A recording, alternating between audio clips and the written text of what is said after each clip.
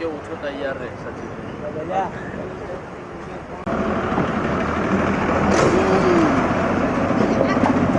બાબલા આટલી વચ્ચેની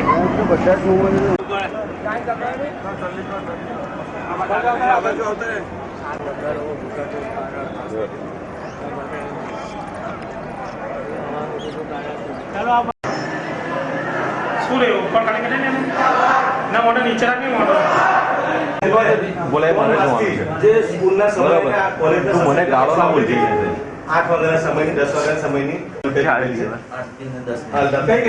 બસ ની નાઈટ વાળી જે આવે ને પહેલી બસ સર્વિસ મળી રહેશે નાઈટ ડે નહીં રહે કે અમને એવું છે કે નાઈટ ની સર્વિસ રેગ્યુલર કે આ લોકો સ્ટુડન્ટ છે એવી છે કે 9 વાગે હોય તે સ્ટુડન્ટો ભણવાનો આવે 8 વાગ્યાની છે પરિયજ ગામનું છે અને આ છે જે પાલેજ ભરૂચ થી પાલેજ ગામના બધા સ્ટુડન્ટ લોકો ભણતા જાય। મારું નામ નઈમ છે, હું પરિયજ ગામનો રહેવાસી છું। આઈટીઆઈમાં હું ભણું છું ને અમારા ગામમાં 3 માસથી બસ આવતી નથી અને બસ આવે છે તે પણ લેટ આવે છે, જેથી અમારા લેક્ચર કોલેજમાં જવાનું મોડું થાય છે। આથી અમને પનિશમેન્ટ આપે છે, અમારા લેક્ચર છૂટે છે અને એસટી કર્મચારીઓ તથા અધિકારીઓ અમારી સામે અપશબ્દ બોલી વાતો કરે છે અને અમને સંતોષકારક જવાબ આપતા નથી। આજે અમે એટલા માટે ભેગા થયા છે કે બસ અમારા ગામમાં રેગ્યુલર આવે, તેથી અમે બધા ગામના નવજુવાનો ભેગા થયા છે અને સ્ટુડન્ટો અને આદરણીય વ્યક્તિઓ ભેગા થયા છે।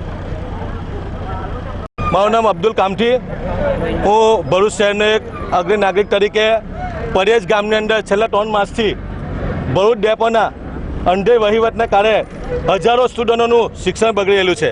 એમના ગામમાં 3 માસથી સદંતર જે સ્કૂલના અને કોલેજના આઈટીઆઈના સમયે જે બસો આવતી હોય એ લોકોએ બંધ કરી નાખેલી છે। અમારી આ માંગ છે આજરોજ કે ભાઈ આ ડેપો મેનેજર દ્વારા આ પરિયજ ગામની બસો કેમ બંધ કરવામાં આવેલી છે? એમ સરકાર મોટી મોટી વાતો કરતી હોય કે સ્ટુડન્ટો વ્યવસ્થિત ભણતર કરે, આ દેશના સ્ટુડન્ટો અપ થાય, પરંતુ તમારી નિષ્કાળજીના લીધે હજારો સ્ટુડન્ટોનું ભવિષ્ય અંધકારમાં મુકાઈ ગયેલું છે। કોલેજમાં જાય તો એમને પનિશમેન્ટ મળે, આઈટીઆઈમાં જાય તો એમને લેટ થાય તો બહાર કાઢી નાખે।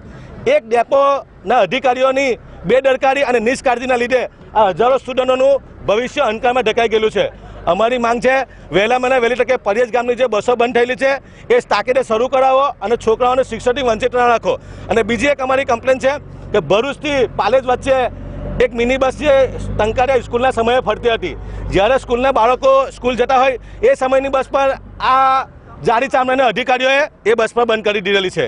તો અહીંયા પરિયજ ગામના અને ટંકારિયાથી પાલેજના તમામ સ્ટુડન્ટો અહીંયા ભેગા થયેલા છે અને આ બંને બસો જો ચાલુ કરવામાં નહીં આવે, આ ડેપોમાંથી એક પણ બસ અમે બહાર નીકળવા નહીં દઈએ અને ફરી વખતે ડેપો મેનેજર અને વાહન વ્યવહાર મંત્રી આ બાબતે અમે કોઈ પણ જાતનું બંધછોડ કરવા તૈયાર નથી। એટલા માટે કે આ નવયુવાનોનું ભવિષ્યનો સવાલ છે અને એમના ભણતરનો સવાલ છે, એટલે આજે તમામ સ્ટુડન્ટો ભેગા થઈ અને અમે ડેપો મેનેજરને અત્યારે એક શાંતિપ્રિય રીતે અને ગાંધી ચિંતા માટે અત્યારે ખાલી આવેદનપત્ર આપીશું, પરંતુ જો આ નવયુવાનોની જે સમસ્યા છે એનું નિવારણ નહીં આવે તો અગાઉના દિવસોમાં અમે ડેપોમાંથી એક પણ બસ નીકળવા નહીં દઈએ, એવી અમારા લોકોની માંગ છે। NF Sindhi, depot manager Bharuch. હાલમાં પરિયજના ગામના આગેવાનો આવેલા હતા, તેઓની પરિયજની બસની અનિયમિતતા બાબતમાં તેઓએ રજૂઆત કરી ગયેલ છે। તો આ બાબતમાં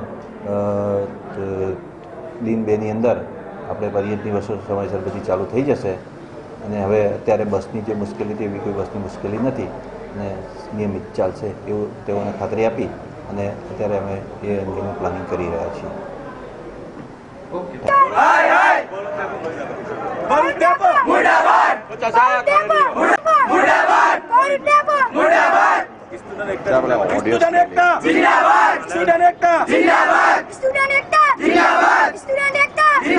हमारी मांगे पूरी करो, हमारी मांगे पूरी करो, हमारी मांगे पूरी करो।